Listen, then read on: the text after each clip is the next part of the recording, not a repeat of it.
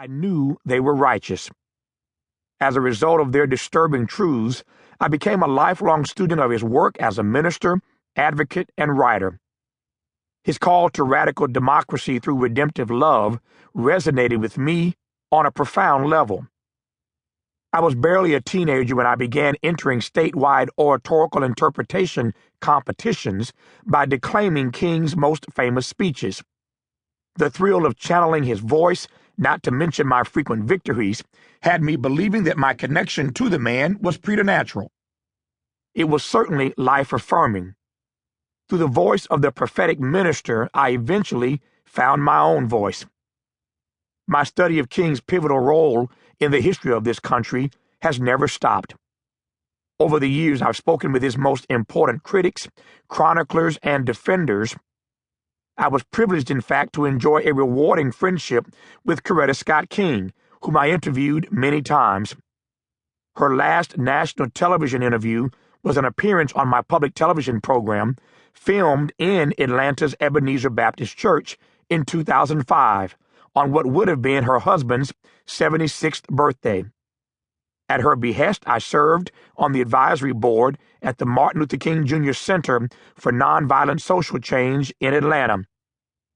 Yet for all the years that I've read, discussed, and analyzed King's work, this is the first time I've sought to capture my feelings about him in a book.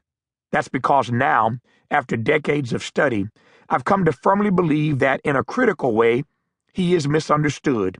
I further believe that misunderstanding is robbing us of the essence of his character and crusade. Ironically, his martyrdom has undermined his message. As a public figure who fearlessly challenged the status quo, he has been sanitized and oversimplified. The values for which he lived and died, justice for all, service to others, and a love that liberates, no matter the cost, are largely forgotten. He is no longer a threat, but merely an idealistic dreamer to be remembered for a handful of fanciful speeches. That may be the Martin Luther King that the world wishes to remember, but it is not the Martin Luther King that I have come to better understand and love even more. The King that moves me most is the man who, during the final season of his earthly journey, faced a torrent of vicious assaults from virtually every segment of society, most painfully from his own people. The symmetry is remarkable. On April 4, 1967, he comes to the Riverside Church in New York City and delivers a dramatic and controversial speech in impassioned opposition to the Vietnam War. Exactly 12 months later to the day, on April 4, 1968, he is assassinated in Memphis, where he has traveled on behalf of garbage workers. The question I attempt to answer in this book is simple. In his last year, what kind of man has Martin Luther King Jr. become? In my view, he is a man whose true character has been misinterpreted, ignored, or forgotten.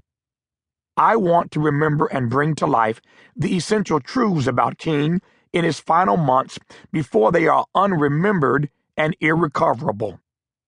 This is the King that I cherish, the King who, enduring a living hell, rises to moral greatness, the King who, in the face of unrelenting adversity, expresses the full measure of his character and courage.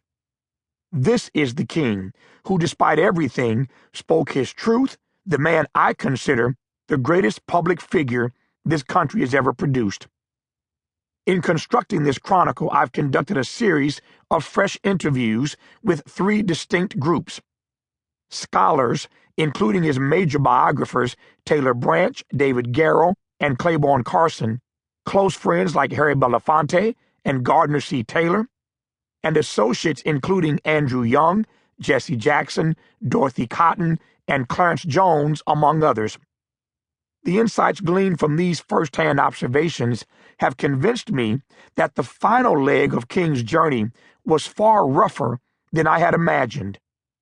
The pressures he faced were crushing, yet he never compromised his core commitment to nonviolence. Not for a minute did he diminish his efforts to address the burning issues of racism.